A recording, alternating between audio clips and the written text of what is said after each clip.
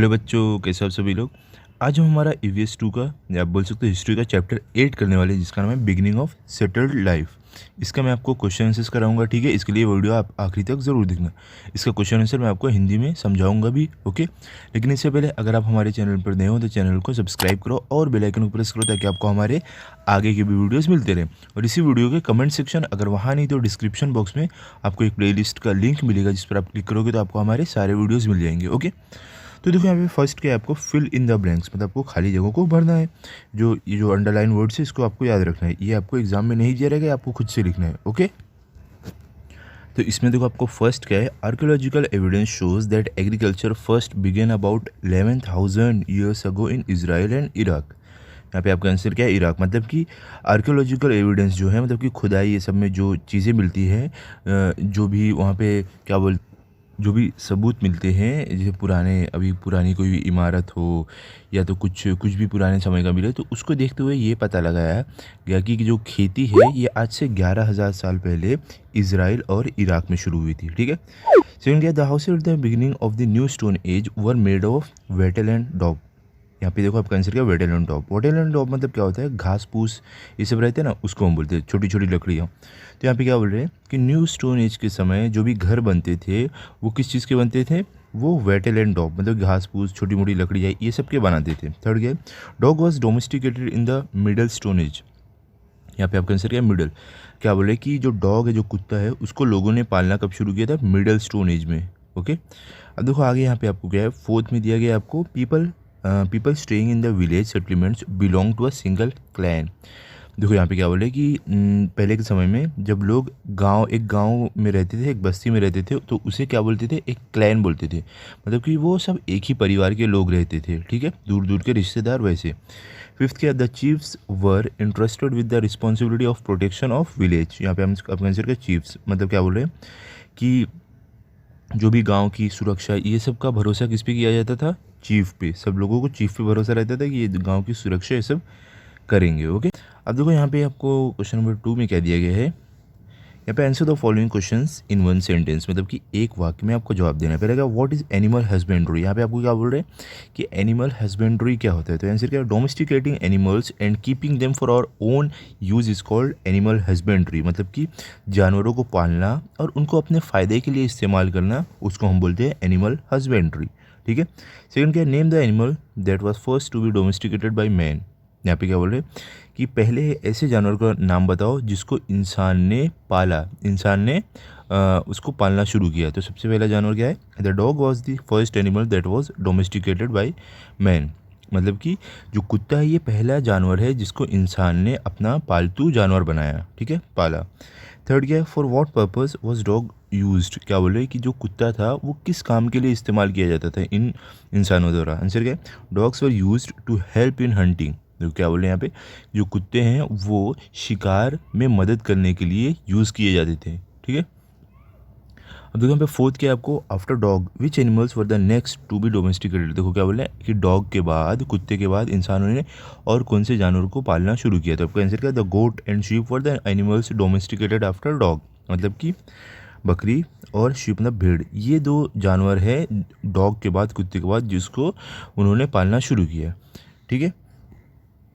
Now fifth question क्या है आपको, वो made the earthen pots and other earthen objects during the new stone age. देखो क्या बोल रहे हैं कि न्यू स्टोन एज के समय जो मिट्टी के मटके रहते थे और जो दूसरे भी मिट्टी के जो सामान बनाए जाते थे, वो कौन बनाता था। आपका आंसर क्या है, in the new stone as women made earthen pots and other earthen objects by hand. क्या बोले कि न्यू स्टोन एज के समय जो औरत लोग थे, जहाँ पे जो महिला थे, वो लोग जो मिट्टी का मटका रहता था और जो दूसरा मिट्टी का सामान रहता था वो लोग अपने हाथों से बनाते थे। सिक्स क्या है, विच factors was responsible for a regional differences in the style of constructing houses.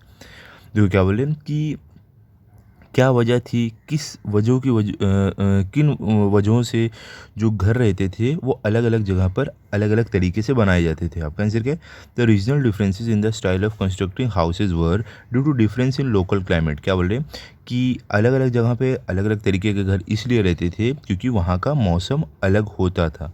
ठीक है, जहाँ पे ठंडी है वहाँ पे लोग ज़्यादा अच्छे से घर बनाते थे ताकि घर के अंदर गर्मी रहे, गर्मी बाहर नहीं जाए। और जहाँ गर्मी रहती तो लोग ऐसा घर बनाते थे कि अंदर हवा एकदम ठंडी ठंडी, घर एकदम गर्म नहीं हो, पूरी जो भी गर्मी है एकदम घर में ही नहीं रहे, हवा पास हो, ऐसा बनाते थे। ठीक है, अब देखो यहाँ पे क्या आपको seventh, what was the nature of village settlement. अब देखो क्या बोले कि विलेज जो सेटलमेंट था वो किस तरीके का रहता था, उसका नेचर क्या रहता था।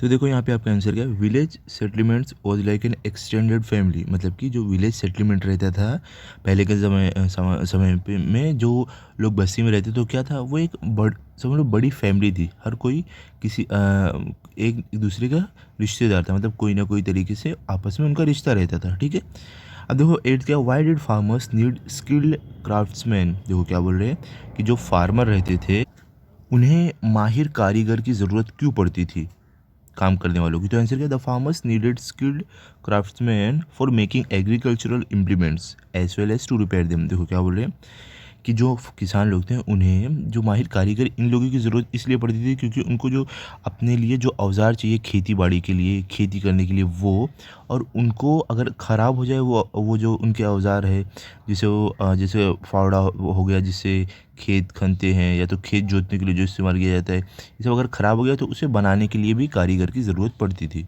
ठीक है, अब देखो यहाँ पे क्वेश्चन नंबर 3 में आपको क्या है, answer the following questions in brief. पहला क्या है आपको, what are the 3 main steps in the process of domesticating a wild animal.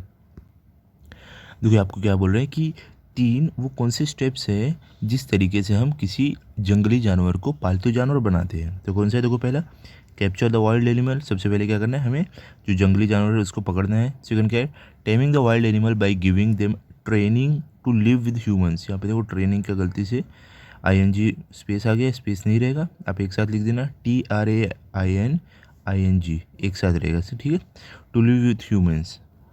अब देखो यहाँ पे क्या हो रहा है कि सेकंड स्टेप क्या रहेगा कि जानवर को ऑर्डर देना, उसे सिखाना कि इंसानों के साथ कैसा रहना है। थर्ड स्टेप क्या रहेगा, obtaining useful materials like milk from these animals and training them to work as beast of burden for the humans.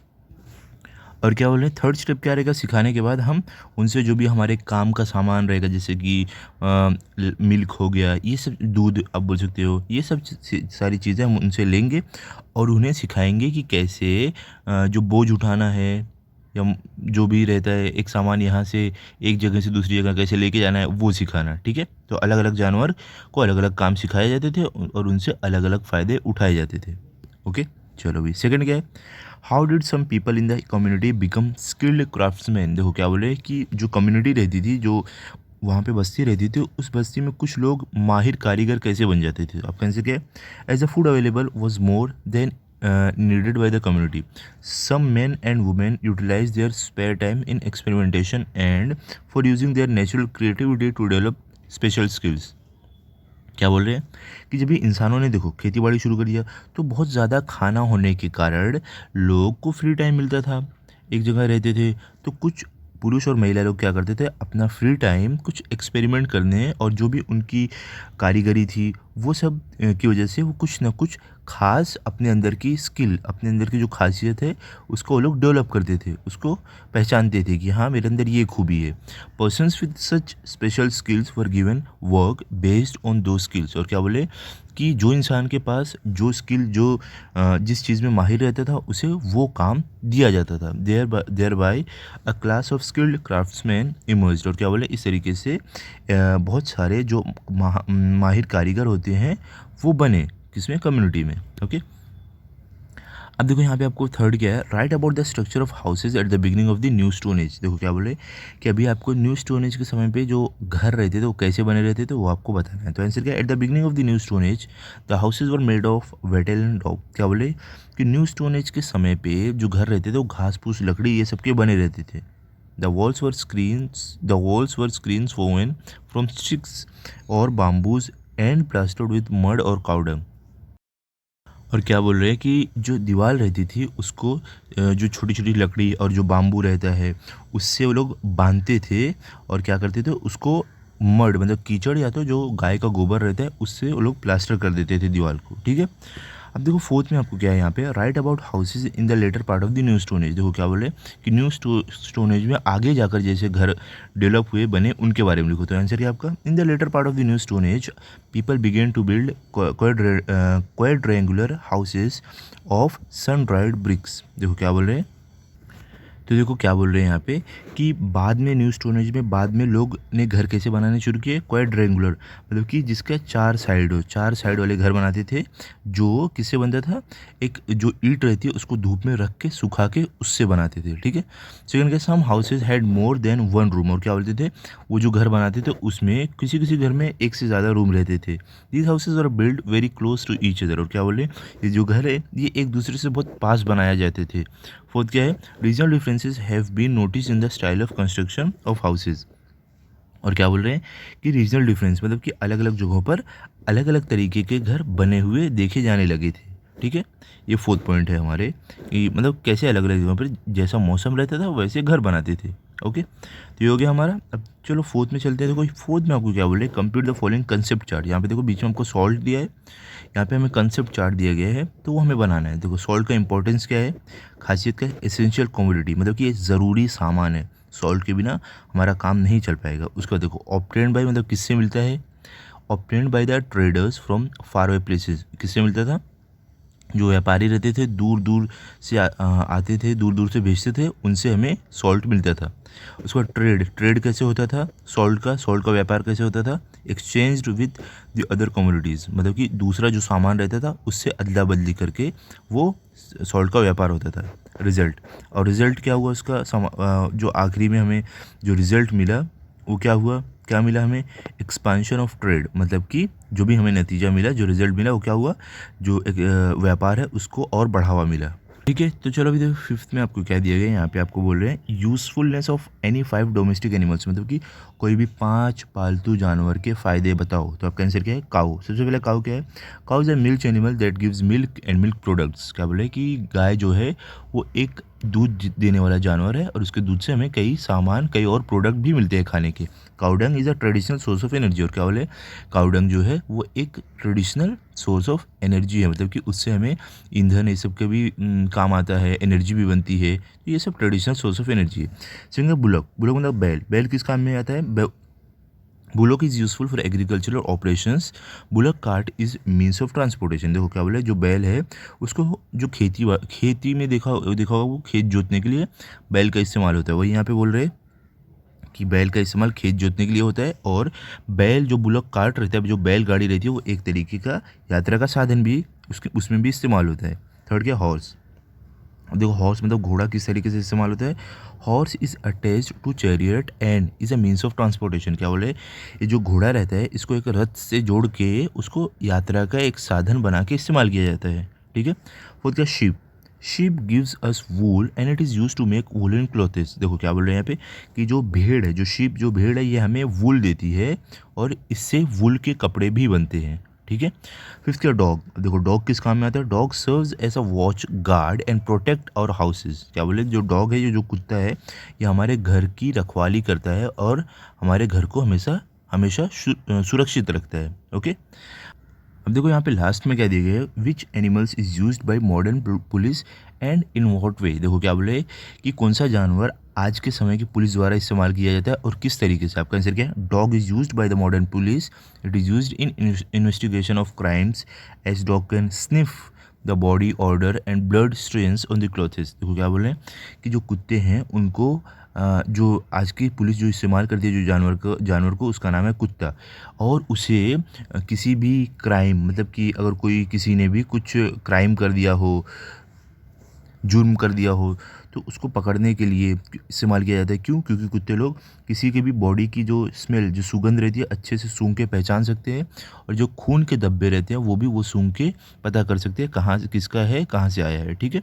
It leads the police to the person who has committed heinous crimes like murder. और देखो यहाँ पे देखो हेनियस मतलब क्या बोल सकते हो, आप बोल सकते हो बहुत ही ज़्यादा गंभीर, ठीक है। क्या बोले कि और जो वो कुत्ता रहता है वो पुलिस को उस जगह तक लेके जाता है जहाँ पर जो इंसान ने वो जुर्म किया है वो कुत्ता वहाँ तक उन्हें पहुँचाता है पुलिस को। ठीक है, तो बच्चों यहाँ पे हमारा ये चैप्टर कंप्लीट हो गया। अब इसे अच्छे से पढ़ लो और लर्न कर लो, ताकि अगर आपका टेस्ट हो तो आपके फुल मार्क्स है। अभी हम मिलते हैं अगले वीडियो में। अगर आपको ये वीडियो अच्छा लगा हो तो इस वीडियो को लाइक करो, अपने सभी दोस्तों के साथ शेयर करो और चैनल को सब्सक्राइब करो। Thank you.